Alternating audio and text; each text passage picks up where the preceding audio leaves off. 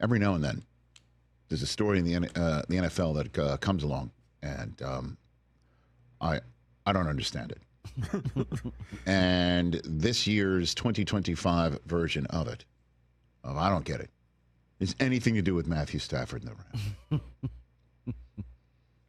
This guy is still slinging it, sidearming it, the whole business. No looking. Mm-hmm. And the team that came closest to beating the Eagles in the playoffs are your Los Angeles Rams.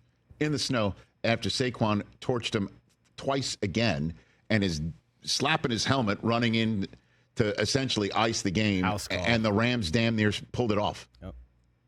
And the Packers didn't come that close. And we know the Commanders didn't even get anywhere near them. And nor did the Chiefs. The Rams are the team that damn near pulled it off. So why wouldn't the Rams just run it back? And they may, and they will, and they should. But Matthew Stafford is slated to make $23 million after a $4 million roster bonus goes his way. And that's just not going to happen for a guy who is at the top of his game. And there's some issues, no doubt, about how long he wants to keep playing. And the Rams, how long of a commitment will they make? And do you pay him top of the market value when he hits age 38, 39, 40? So it isn't as simple as just like, yeah, let's run it back. It isn't as simple about that. So I understand it. But that's all I understand. Tom Pelissero dropped a massive breadcrumb when he appeared on Friday. And I don't know what it was, because we moved on to another subject matter, or the fact that we got him zooming in from his Pilates class. But I didn't follow up on when he mentioned that the Rams have given his agent permission to go talk to other teams to find out what his market value is. And I guess essentially to report back.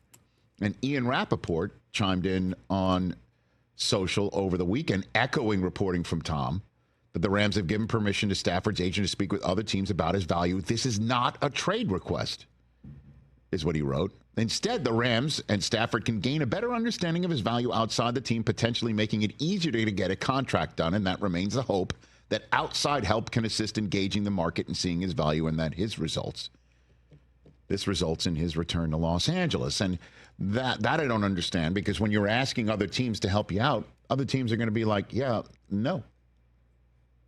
The latest example of that, if you recall, or the most recent one that folks might easily recall, is when Lamar had requested a trade from the Ravens in his free agency period that wound up with him, or being franchise tagged, and wound up with him re-signing with the Ravens.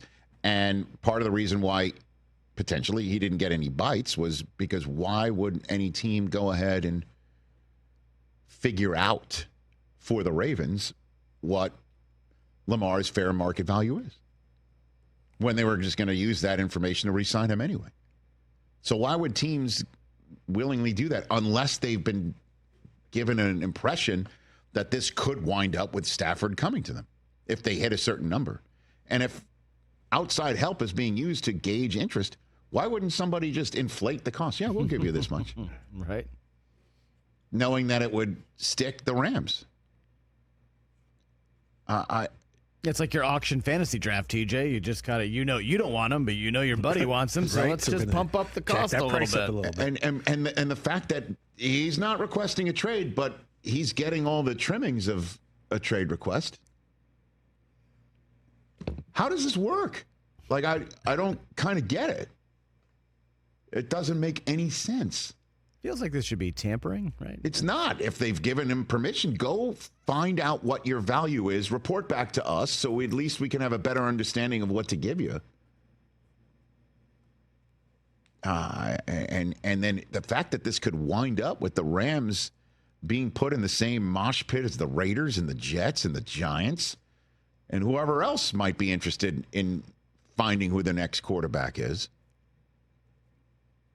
I hope he doesn't go anywhere, because he's unbelievable in this system. And with what the Rams did, again, if he had some blocking up front in the Philadelphia snow We might be having a whole different conversation over the last month plus in the NFL.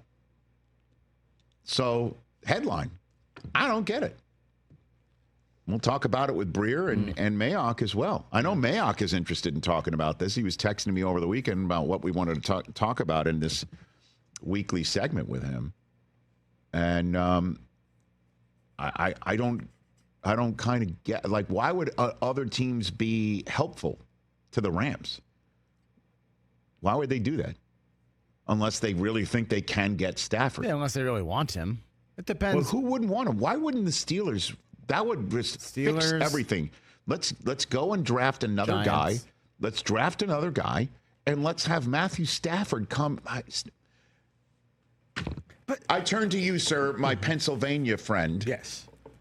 How would the Steelers nation love Matthew Stafford? Like, wouldn't they just absolutely adore him? You know, I was thinking about he this would be all morning. Perfect They would, for them right now. But if you're Matt Stafford, does that benefit you going to Pittsburgh? Like, are you in a better position? Because you don't have a receiver as good as Puka Nacua. That is correct. On the Steelers, right? So that's one thing you got to look at. And you're leaving Sean McVay. You're leaving McVay. Now you're getting to work with Tomlin, who is another player's coach. Wow, Arthur Smith. That doesn't sound as good as Sean McVay. Like, come on. And indoors in LA. I mean, seriously. Like, if you're playing in to your late 30s and you've got this arm.